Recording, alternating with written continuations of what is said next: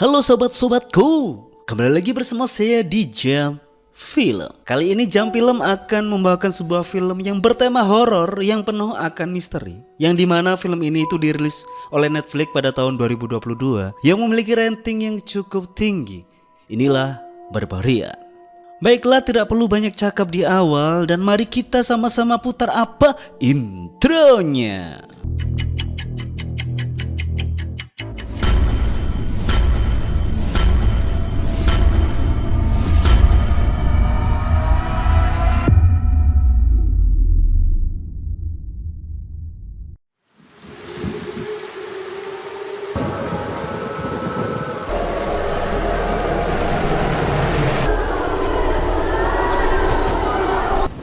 Langsung saja cerita ini dimulai dengan kita diperkenalkan dengan wanita manis yang bernama Tess, di mana di malam itu ia hendak menuju ke sebuah rumah inapan yang sudah ia pesan secara online beberapa hari lalu. Sesampainya di rumah itu, entah kenapa kode yang dikirim admin nampak salah sehingga Tess tidak bisa membuka pintu penginapannya. Sehingga dia telepon ke operator namun tidak ada jawaban. In town, I'm at the house on Barbary, and could you just call me back on this number? Tess pun kecewa dan hendak pergi untuk mencari kamaran Oyo biasa. Seketika, lampu rumah itu menyala dan ternyata di dalam sana ada seorang pria yang pastinya membuat Tess bingung kenapa ada orang yang sudah menempati penginapan yang sudah ia pesan. I'm sorry, who are you? I don't know. Yeah. Tess memastikan lagi bahwa pesanannya tidak salah, semua sudah benar, alamat dan nomor juga sesuai. Namun karena hujan, daripada debat di luar, pria itu pun mengajak Tess untuk ke dalam. Why don't you come inside?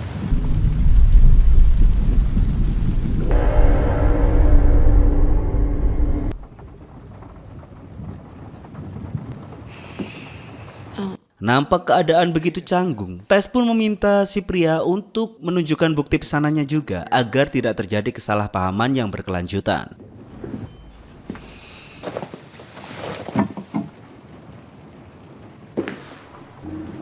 Here. Dan ternyata pria itu juga memesan tempat ini di tanggal yang sama dengan Tess, namun dari situs yang berbeda. Loh? Tidak ingin memperpanjang masalah, Tess pun mengalah dan bermaksud untuk segera pergi dan memesan penginapan lain. Namun si pria menyarankan Tess untuk berhenti sejenak agar pencarian penginapan via daringnya lebih enak dan tidak terburu-buru. Daripada Tess ini muter-muter tengah malam nyetir sambil HP-an, kan berbahaya sekali. Dan pria ini bernama Kate. Sebagai bentuk perhatian dan agar suasana tidak canggung, Kate pun akan membuatkan minuman hangat untuk Tess. Hi. First night, that's right. Nampak di sana ternyata Tess tidak bisa menemukan tempat penginapan yang kosong dikarenakan malam ini itu bersamaan dengan acara konvensi kedokteran besar di kota, sehingga motel-motel pasti dipenuhi oleh para pendatang. Sehingga Kate menawarinya untuk Tess menginap di rumah itu saja, menunggu pagi agar mereka bisa bersama-sama protes dengan pihak provider atas kesalahan ini. Yang jelas sontak langsung ditolak sama Tess karena dia tidak mau menginap dengan orang yang tidak dia kenal. Namun Kate dengan rasa sungkannya, dia memperbolehkan Tess untuk tidur di kamar saja dan Tess bisa menguncinya dari dalam dan biarkan Kate yang tidur di sofa.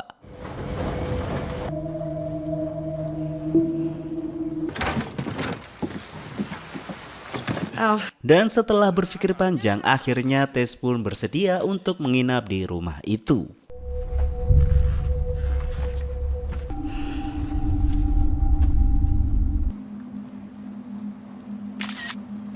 Setelah keadaan mencair, Kate dan Tess pun berbincang-bincang santai di sana. Dan di sini baru dijelaskan bahwa Tess pergi ke kota ini dikarenakan dia besok akan pergi ke sebuah wawancara pekerjaan di sebuah PH film sebagai divisi riset untuk pembuatan sebuah film dokumenter. Dan ternyata membuat Kate itu tertarik dan mereka pun serasa sefrekuensi.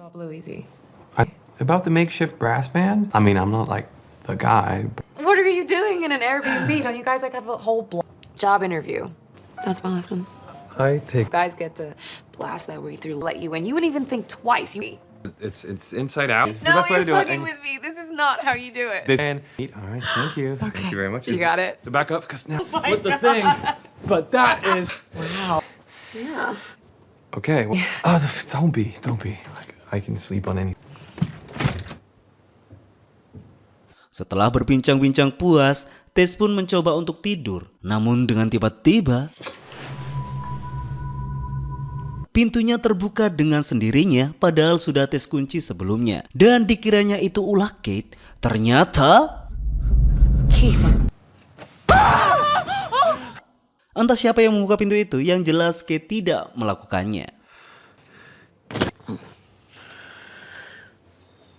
Malam selesai, pagi pun tiba.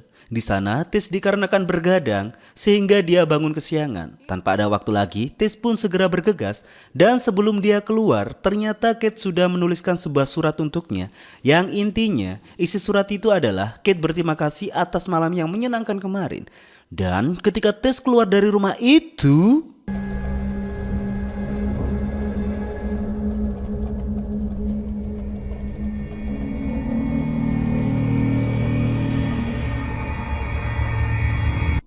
baru sadar bahwa ini semacam kawasan yang sudah lama tidak berpenghuni. Namun anehnya, dari sekian banyak rumah yang ada di sana, hanya rumah yang ditempati Tess lah yang masih normal.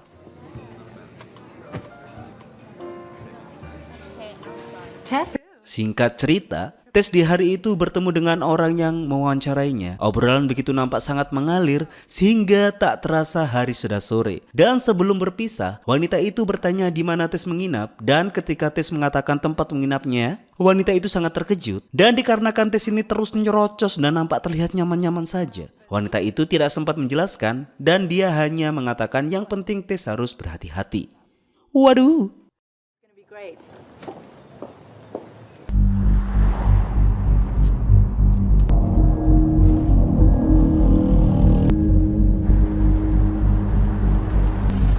Kembalilah Tess ke rumah itu, dan ketika dia sampai di sana dan hendak masuk rumah,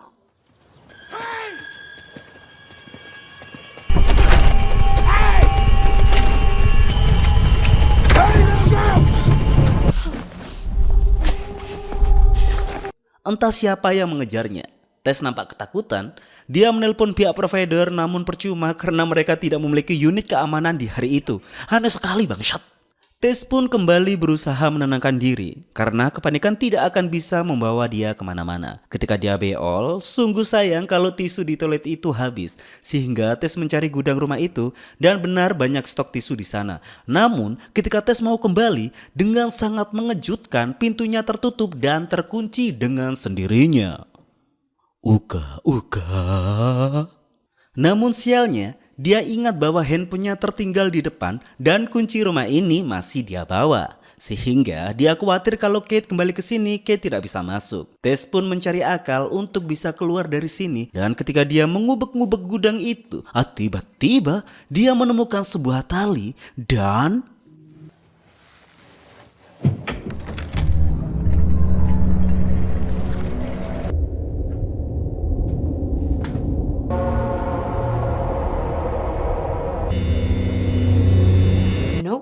terbukalah sebuah pintu rahasia yang di balik pintu itu sungguh sangat gelap sehingga Tess tidak kehabisan akal di mana dia mengambil cermin untuk memantulkan sinar lampu gudang agar jiwa penasarannya terpenuhi.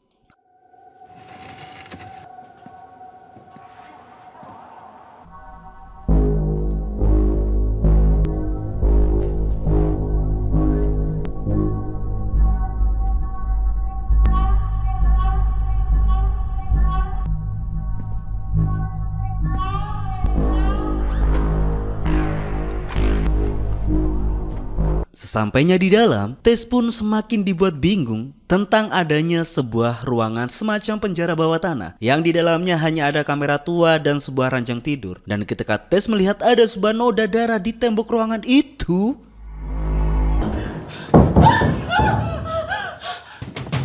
Kate! Akhirnya Kate kembali juga. Stuck down here!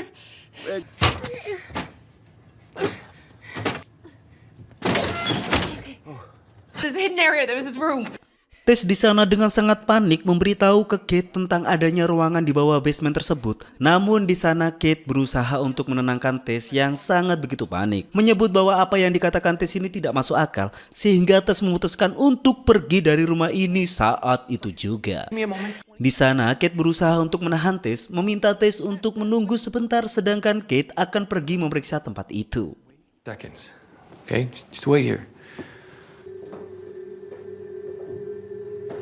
Tess yang tidak tegaan pun mencoba memeriksa Kate, namun beberapa detik saja nampak Kate tidak menyahut panggilan dari Tess. Sehingga Tess panik dan langsung bergegas untuk menyusul Kate ke dalam.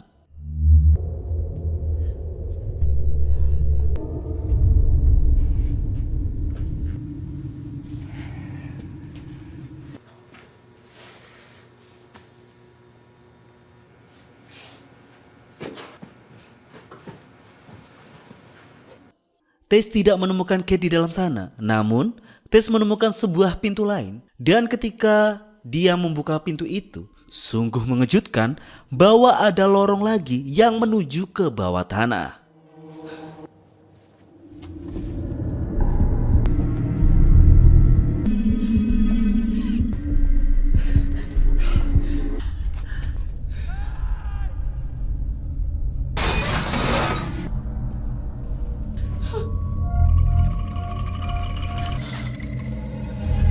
Semakin tidak lazim saja apa yang dilihat Tess di dalam sana, sehingga sangat mengejutkan Tess melihat Kate yang nampak sangat ketakutan berjalan dari dalam.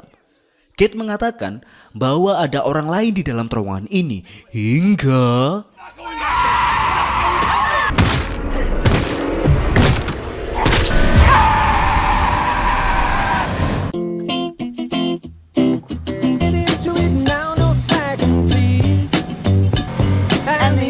lanjut, kita dibawa terbang keluar sana dan kita diperkenalkan dengan seseorang yang bisa kita sebut dengan sebutan Eiji, yang dimana Eiji ini adalah seorang aktor. Namun sayang, di hari itu Eiji apes. Dia diputus kontrak oleh PH web seriesnya karena sebuah tuduhan di mana Eiji dituduh mencabuli lawan aktingnya di waktu syuting film sebelumnya. I gotta call you back. Eiji pun langsung mendatangi manajemennya, memperhitungkan biaya lawyer yang kemungkinan dia bisa sewa untuk melawan si penuduh itu di pengadilan, bahwa tuduhan ini tidak benar. Namun sayang, kekayaan Eiji hanya akan diperkirakan 3 bulan saja. Dan sekarang yang lebih pahit lagi, dia juga dikeluarkan dari manajemennya. God, you're dropping me too. Oh. Artikel dan berita sudah menyebar. Eiji tidak tahu harus berbuat apa. Namun yang jelas, untuk menunggu proses propertinya bisa dicairkan berupa uang untuk memenuhi biaya-biaya pengadilan kasus ini, Eiji berencana untuk keluar dari negara bagian guna menghilang sebentar dan akan tinggal sementara di aset rumah penginapan yang masih dia miliki di suatu tempat.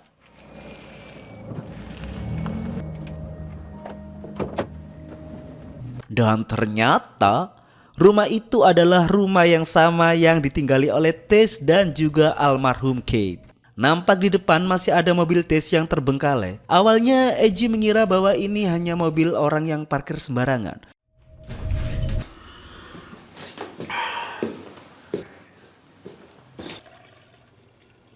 Ternyata setelah Eiji masuk dan mendapati ada tas di dalam toilet, di sana Eiji sadar bahwa ada orang lain di rumah ini. Dia menelepon pihak properti, protes kenapa ada orang di rumah ini. Si pihak properti mengatakan bahwa rumah itu belum ada yang menyewa dari seminggu yang lalu.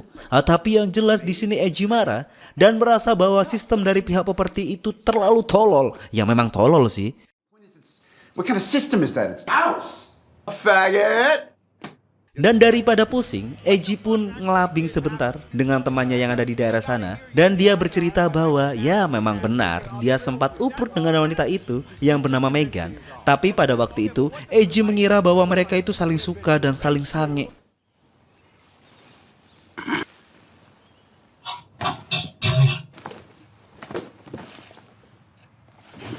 Singkat cerita, di keesokan harinya Eiji melakukan aktivitas kelemar-kelemarnya sehingga dia menyadari ada sebuah keanehan di basement rumah ini. Dikiranya itu adalah orang yang menyelinap ke rumah ini sehingga Eiji membawa pisau dapur untuk persenjataannya kalau ada apa-apa. Last chance. Fucked.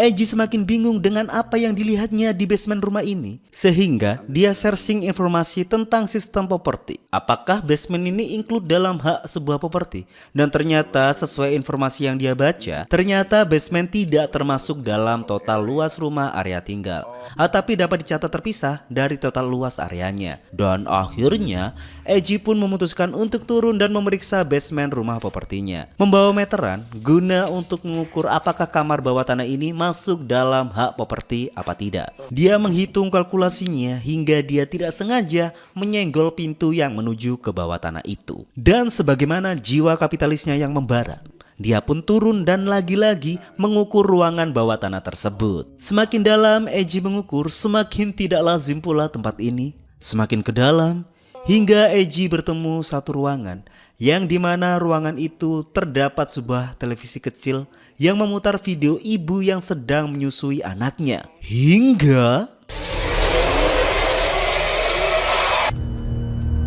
Hey! Who's there?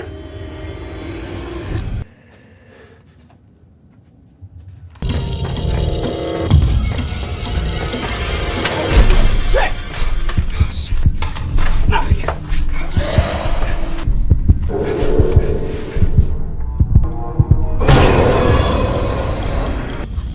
Eiji berlari hingga terjatuh di sebuah lubang kerangkeng dan ternyata di sana ada Tess yang nyatanya masih hidup. Di sana Tess menyarankan Eiji untuk bisa tenang dan tidak boleh melakukan perlawanan sedikit pun.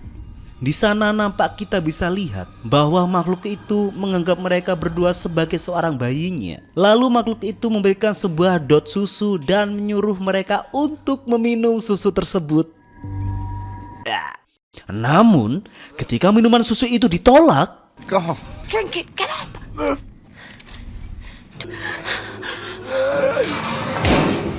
Oh, fuck.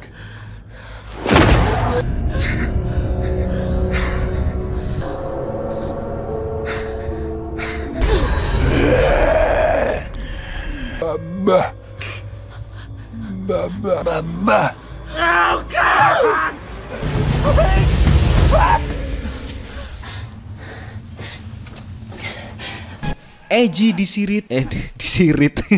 Maksud saya diseret. Eiji diseret dan dibawa ke tempat yang kita lihat tadi. Dan di sanalah Tess memiliki kesempatan untuk segera kabur dari kurungan itu.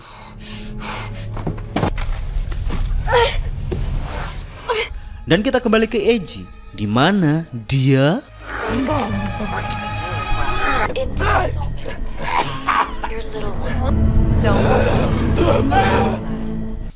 namun sayang, aksi Tess ketika melarikan diri pun telah diketahui. Dan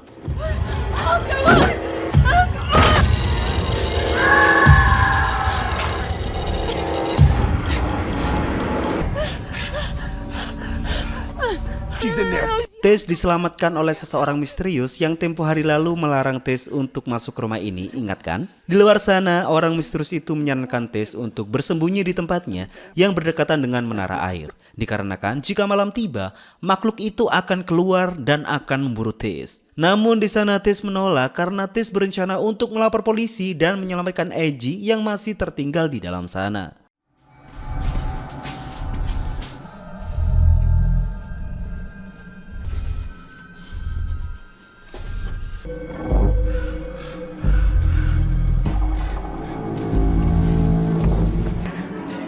Kembali ke dalam rumah, nampak Eiji di sana tidak menemukan jalan keluar hingga dia bertemu lagi sebuah pintu. Lalu yang aneh adalah ketika Eiji berdekatan dengan pintu itu, si makhluk itu nampak ketakutan dan memilih untuk menjauhi Eiji.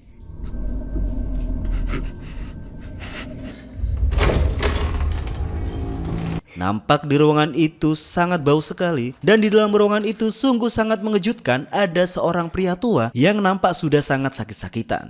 Di sana Eiji semakin bingung dengan apa yang dilihatnya.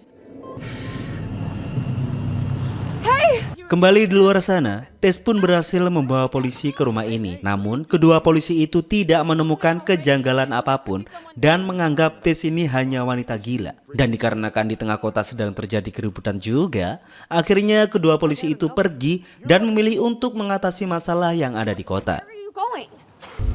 Please don't go. Just come on.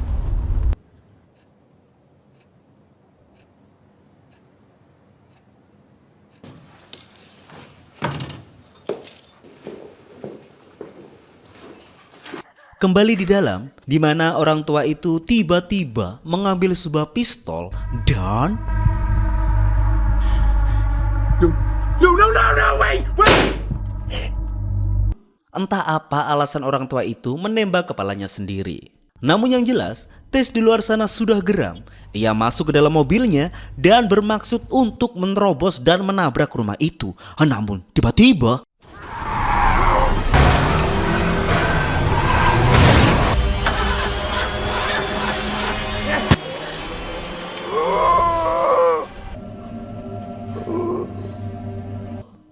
dan makhluk itu pun tewas. Eiji masih struggle untuk bisa keluar dari sini. Dan ketika Tess bermaksud untuk menjemput Eiji di sana, Hello. tolol. Okay. Mereka pun keluar dari rumah itu. Namun sungguh mengejutkan bahwa makhluk itu sudah menghilang, yang artinya bahwa makhluk itu masih belum modar. Di sana Tess ingat dengan seseorang yang menolongnya tadi siang dan mengajak Eiji untuk berjalan hingga menemukan sebuah menara air. Dan benar, di sana mereka sudah disambut oleh orang tersebut dan membawa mereka berdua ke tempat persembunyiannya. Setelah sedikit membalut luka dari Tess, si gelandangan itu menjelaskan tentang makhluk itu. Makhluk itu adalah wanita gila yang sudah tinggal di rumah itu 40 tahun lamanya. Namun di sana Eiji membantah bahwa rumah itu miliknya. Memang benar, secara di atas kertas rumah itu adalah properti yang dimiliki oleh Eiji. Namun jauh sebelum itu, rumah itu sudah ditinggali oleh seorang pria. Dulu pria itu selalu membawa wanita ke rumah itu, lalu menghamili mereka. Dan ketika mereka hamil dan jika anaknya perempuan, pria itu akan menghamili anak itu juga. Dan begitu terus seterusnya, hingga berakhir sampai seperti ini. Tidak menjelaskan apapun, bangsat. Si gelandangan itu meyakinkan mereka berdua bahwa ini adalah tempat teraman. Tess dan Eiji hanya perlu menunggu pagi datang untuk bisa kabur ke kota. Tapi setelah berbicara pede seperti itu, detik itu juga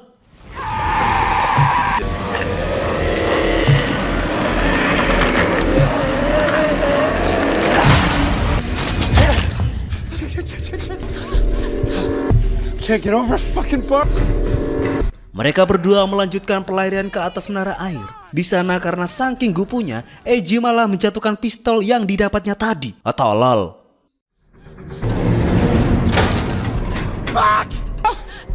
Mereka sudah terpojok. Namun di sana Eiji menyadari bahwa yang makhluk ini inginkan adalah Tess. Yang akhirnya Eiji dengan sangat keparat menjadikan Tess umpan dan melempar Tess ke bawah sana. Dan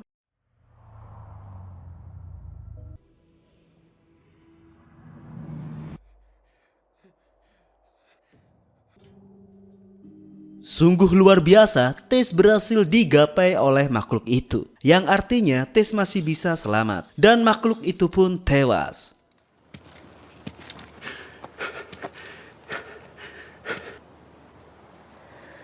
Sesampainya Eiji di bawah, masih bisa-bisanya dia beralasan bahwa dia tadi itu tidak punya pilihan dan mengatakan bahwa Tess tadi itu terpleset. Tapi tiba-tiba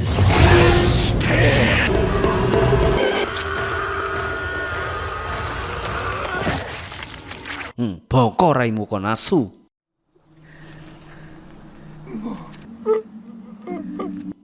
Setelah itu di sana sang makhluk ternyata begitu sangat bersedih melihat Tess yang terluka. Di sana sang makhluk bermaksud untuk mengajak Tess kembali ke rumah. Tapi dan film pun tamat.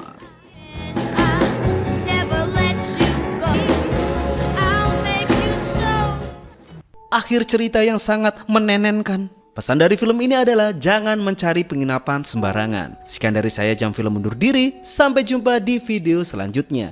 Dadah!